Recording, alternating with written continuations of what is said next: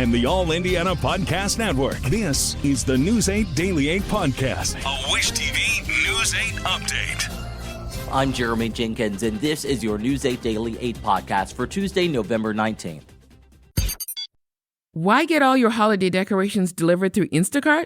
Because maybe you only bought 2 wreaths but have 12 windows. Or maybe your toddler got very eager with the advent calendar. Or maybe the inflatable snowman didn't make it through the snowstorm. Or maybe the twinkle lights aren't twinkling. Whatever the reason, this season, Instacart's here for hosts and their whole holiday haul. Get decorations from the Home Depot, CVS, and more through Instacart and enjoy free delivery on your first 3 orders. Service fees and terms apply. My dad works in B2B marketing. He came by my school for career day and said he was a big ROAS man. Then he told everyone how much he loved calculating his return on ad spend. My friends still laugh at me to this day.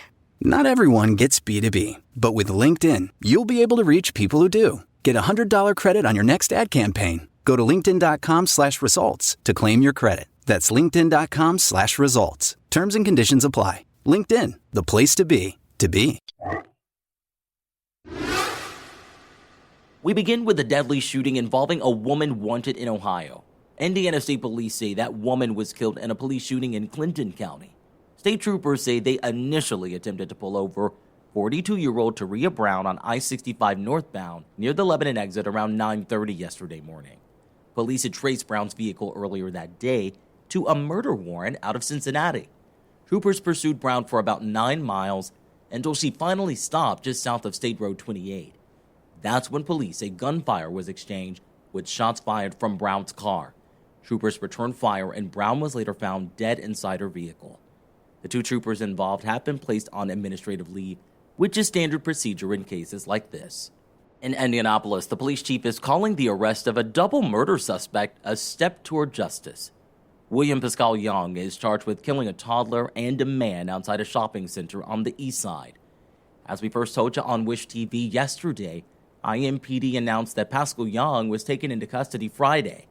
He is accused of shooting 22-year-old Jayshawn Johnson and 3-year-old Armani Booker in their car at a strip mall that was near 75th and Shadeland back in August. Police say Young also attacked several young women at an apartment complex over the summer. IMPD Chief Chris Bailey released this statement saying, "This arrest marks a significant step toward justice for the families affected by this tragedy, including the innocent toddler whose life was senselessly cut short. The impact of this violent act continues to reverberate throughout our community and weigh on the families of victims." In other news, police are trying to figure out what led to a deadly shooting at a gas station on the Far East Side. IMPD says officers responded to the Phillips 66 station on East Washington around 6 last night. That's just west of Post Road. Investigators say when officers arrived, they found a man who had been shot. He later died at a hospital. At this time, no arrests have been announced. On to Your Vote 2024. Democrats in the state Senate have chosen a lawmaker from Indianapolis to lead them again in the state house, even though he now faces allegations of sexual harassment. We asked State Senator Greg Taylor about those claims, but he declined to comment. News 8's Garrett Berquist reports. Taylor is the second high-ranking Indianapolis Democrat to face sexual harassment allegations in the past 4 months. And it comes on the eve of Organization Day, when lawmakers are scheduled to meet to organize for the coming session. 3 former staffers, including a former intern, told the Indy Star Taylor sexually harassed them over several years. They say they reported his actions to Senate Democratic leadership, but caucus leaders never acted on the reports. Taylor has served in the Indiana Senate since 2009. He has served as Senate Minority Leader since 2020. Taylor did not return my requests for comment, left with both the Senate and the law firm where he works. Despite the allegations, Senate Democrats re-elected Taylor as Senate Minority Leader Monday morning. The vote took place behind closed doors, and Senate Democrats refused to comment on the matter. They issued a long statement hours later. First and foremost, we want to sincerely apologize to former staffers, interns, and anyone else who has been affected by the culture of misconduct that has persisted within the State House. We are also deeply sorry for the distraction this has caused from the important work we are elected to do on behalf of Hoosiers. They went on to say they will propose a more independent way to report allegations of misconduct against a member of the Senate. They did not say whether they would reconsider Taylor's role as Senate Minority Leader. We had a schedule change this morning. Taylor was also conspicuously absent from the Indiana Chamber of Commerce's annual pre-session panel discussion Monday morning. His Republican counterpart, Senate President Pro Tem Rod Bray, left before the panel wrapped up. He later issued a statement saying he's extremely disappointed by the allegations against Taylor. He says, "The safety of our personnel and senators is of utmost importance. Senate policies make clear that allegations of harassment are to be taken seriously and thoroughly investigated." Bray's counterpart, House Speaker Todd Houston, says he's not yet familiar with the accusations against Taylor, but he says lawmakers need to take sexual harassment in the State House seriously. As a father of young kids, well, not younger anymore, but young women, a young daughter and son, I want it to be a place that I'd want them to work. So I take any of these things extraordinarily seriously. Is the State House a safe place for women to work, especially young women? I sure hope so, and we fight every day to make sure it is. And once again, lawmakers will gavel in for Organization Day on Tuesday. We expect the Senate will gavel in around 1:30. At the State House, I'm Garrett Bergquist for Wish TV, wishtv.com, or follow us on Facebook for updates. Let's talk sports. The Pacers look to bounce back after a tough road loss in Toronto. The Pacers faced off against the Raptors, who came into the game with the worst record in the NBA. Benedict Mathurin did his best to keep the Pacers in it, dropping a team-high 28 points, including a late first-half three-pointer. But in the end, the Pacers were unable to pull ahead, falling 130-119 to Toronto. The Pacers will be back in action tomorrow against the Rockets in Houston. Meanwhile, Colts center Ryan Kelly is teaming up with IMPD tonight to help train recruits in the Pre-Academy Readiness Program. Police say it prepares IMPD candidates for the physical and mental challenges they will face at the training academy. Organizers say Kelly, who is the son of a police officer, plans to sit down and meet with the future officers and to talk about the importance of staying physically fit and maintaining wellness for a long-term successful career. When it comes to baseball, Paul Skeens kicked off his season with the Indianapolis Indians, and now he's taking the National League by storm as the top rookie. Skeens was named the league's Rookie of the Year last night. After spending his first month of the season in Indy, he got the call up to the Pirates in May, less than a year after being the number 1 overall draft pick. With the Pirates, he dominated, posting a 1.96 ERA in 23 starts. He even got the start in the All-Star game for the National League and is now one of the 3 finalists for the league's Cy Young Award, which will be announced tomorrow. And now let's talk weather.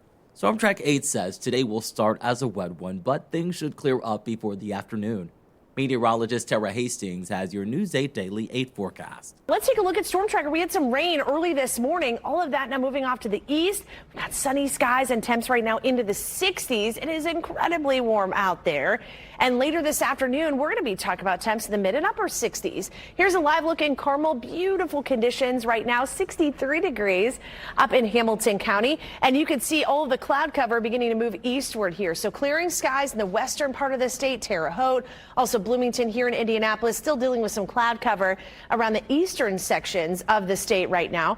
But eventually, mostly sunny skies as we head into the afternoon today, and that's going to allow those temps to really climb. We're going to go with the highs today in the mid and upper 60s here, running about 15 degrees above normal. It's going to be a touch breezy with those winds at 10 to 15 miles per hour, may gust at times close to about 25 miles per hour. Today, 66 degrees here in Indianapolis, flirting with 70 farther southward. But we are talking about some colder air that will arrive, maybe even some snowflakes. We'll have much more in your full forecast in just a few minutes. To get a peek at Tara's full forecast, just head over to wishtv.com, or you can download the Wish TV Storm Track 8 app. And don't forget to check out our Storm Track 8 weather blogs. Whether you're scouring business financial sites or listening to economics podcasts like this one till your ears ring, you'll find there's no surefire secret to successfully managing your company's finances for the future. It turns out you might just need to pair with PNC Corporate and Institutional Banking, whose team of dedicated relationship managers bring 160 years of experience, pragmatic advice, and an array of tools and tech to scale to any size business. In fact, they're so tuned in to what you need, they knew you'd be listening to this podcast. As for that ringing in your ears, That's the brilliant sound of success. PNC Bank. Brilliantly boring since 1865. PNC and PNC Bank are registered marks of the PNC Financial Services Group, Inc., PNC. Copyright 2024, the PNC Financial Services Group, Inc., all rights reserved. You know that feeling when your favorite brand really gets you? Deliver that feeling to your customers every time. Memorable moments like these are key to building your business and your brand. Klaviyo turns your customer data into real-time connections across AI-powered email, SMS, and more, making every moment count, so you can continue to build smarter, more meaningful relationships with your customers. Build smarter digital relationships with your customers and make every moment count with Klaviyo. Learn more at klaviyo.com/BFCM. We wrap things up with a story that's sure to get you in the holiday spirit. World champion Irish dancers are performing in the Circle City tonight. A Celtic Christmas by A Taste of Ireland will take place at the Warren Performing Arts Center. Organizers say the show features Irish dancers and musicians. Tickets are still available for the 7:30 show, and they'll cost you around $45. This has been your News 8 Daily 8 podcast for Tuesday, November 19th. I'm Jeremy Jenkins for Wish TV, wishtv.com, or follow us on Facebook for updates. This is the News 8 Daily 8 podcast, a Wish TV News 8 update on demand. For even more, on demand and on the go, connect with Wish TV on Facebook at wishtv.com and on the free Wish TV mobile app. Thank you for listening, and be sure to like, subscribe, and follow this podcast for updates every weekday morning on the All Indiana Podcast Network and wherever you get your podcast.